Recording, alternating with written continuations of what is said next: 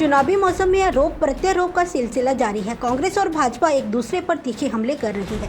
प्रदेश कांग्रेस के संगठन महामंत्री रजनीश किमटा ने शिमला में एक पत्रकार वार्ता कर भाजपा पर हिमाचल प्रदेश की चुनी हुई सरकार को गिराने के आरोप लगाए और कहा कि हिमाचल प्रदेश में इस तरह की राजनीति नहीं होती है। लोग भाजपा को लोकसभा और विधानसभा उपचुनाव में सबक सिखाएंगे और लोकसभा के साथ साथ विधानसभा के उपचुनाव में भी कांग्रेस जीत दर्ज करेगी। रजनीश किमटा ने कहा कि कांग्रेस पार्टी ने चुनाव प्रचार की शुरुआत कर दी है और बहुत जल्द ही प्रत्याशियों की नाम भी तय किए जाएंगे। भाजपा ने मंडी में पैराशूट से प्रत्याशी की एंट्री की है और कंगना रनौत को टिकट मिलने से भाजपा के मंडी के नेता भी हैरान और परेशान हैं। कंगना को जानकारी नहीं है कि मंडी संसदीय क्षेत्र में कितने विधानसभा क्षेत्र आते हैं। कंगना विक्रमादित्य सिंह को बाहरी बता रही है, जबकि रामपुर मंडी संसदीय क्षेत्र का हिस्सा है। भाजपा को कंगना रनौत का ज्ञान बढ़ाने की आवश्यकता है। वहीं शिमला संसदीय क्षेत्र से भी बीजेपी प्रत्याशी सुरेश कश्यप ने सांसद निधि का शिमला में एक भी पैसा नहीं दिया। कोरोना में सांसद कहीं नहीं दिखे। इसके अलावा संसद ने किसानों के मुद्दों को कहीं भी नहीं उठाया।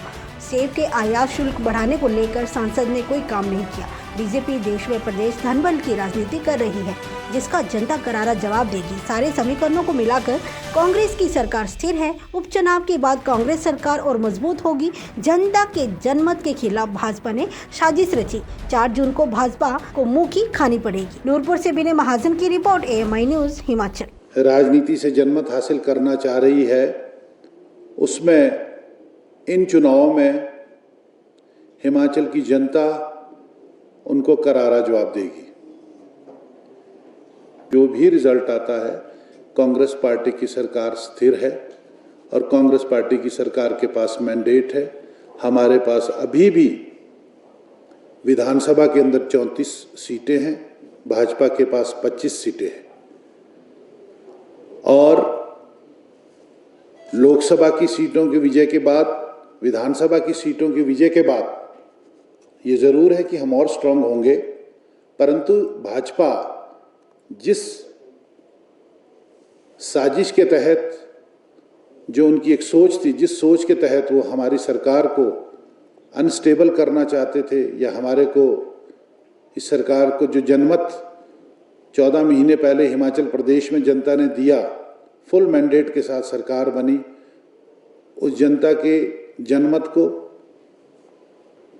नुकसान पहुंचाने की कोशिश करने की जो साजिश रची थी, उसमें उनको 1 जून की पोलिंग के बाद 4 जून को जब आपके सामने नतीजे आएंगे, भाजपा को मुंह की खानी पड़ेगी। कि कंगना रनौत जी, जिनको आपने प्रत्याशी बनाया है, क्या उनके प्रत्याशी बनने से आपके कैडर संतुष्ट है?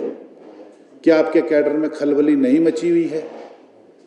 क्या आपका कैडर या आपके नेतागण जो मंडी पार्लियामेंट के अंदर कई वर्षों से काम कर रहे थे, क्या उनकी छाती के ऊपर मूंग नहीं दली गई है?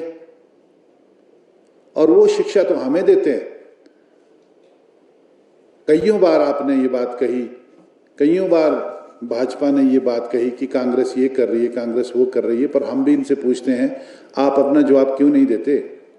क्या कंगना रनौत का नाम भारतीय जनता पार्टी की स्टेट से गया था? यहाँ की लीडरशिप ने उनका नाम को भेजा था, या वो सीधे ही सिलेक्शन से ऊपर से आई हैं? और उसके बाद कंगना जी से भी हम ये क्वेश्चन करते हैं कि ठीक है, हम उनकी इज्जत करते हैं, हमारे प्रदेश की बेटी है, कि उन्होंने हमारे पीडब्ल्यूडी मिनिस्टर विक्रमादित्य जी के ऊपर भी एक टिप्पणी की कि वो मंडी पार्लियामेंट के नहीं है, वो मंडी के नहीं है। तो अब मुझे हैरानी की बात हो रही है कि जिसको भारतीय जनता पार्टी ने लोकसभा का कैंडिडेट बनाया है मंडी पार्लियामेंट से, she is fighting the election of member of parliament, उनको ये अंदाजा नहीं है कि मंडी पार्लियामेंट में कितने विधानसभा क्षेत्र आते हैं और किस विधानसभा क्षेत्र में विक्रमादित्य जी का घर है, या उनको इस बात का अंदाजा नहीं है कि विक्रमादित्य जी के पिताजी स्वर्गीय राजा वीरभद्र सिंह जी 1971 में पहली बार मंडी से लोकसभा के सदस्य बने और 4 मरतबा वो सदस्य रहे मंडी पार्लियामेंट से, और 3 दफ़ा उनकी माताजी श्रीमती प्रतिभा सिंह जी सदस्य रही। जब वो जीते हैं तो वो कहाँ से जीते हैं? मंडी पार्लियामेंट से जीते हैं, और रामपुर का जो क्षेत्र है वो मंडी पार्लियामेंट का हिस्सा है, और ये रामपुर के स्थायी निवासी है। अभी उनको तो ये भी समझ नहीं है कि इस पार्लियामेंट में कितने ज़िले हैं, कितनी कॉन्स्टिट्यूंसियाँ, कौन आदमी कहाँ से लड़ रहा है। तो मैं ये चाहूँगा कि भाजपा वाले उनकी जो नॉलेज है, राजनीतिक नॉलेज, उसको बढ़ाए और उनको समझाएं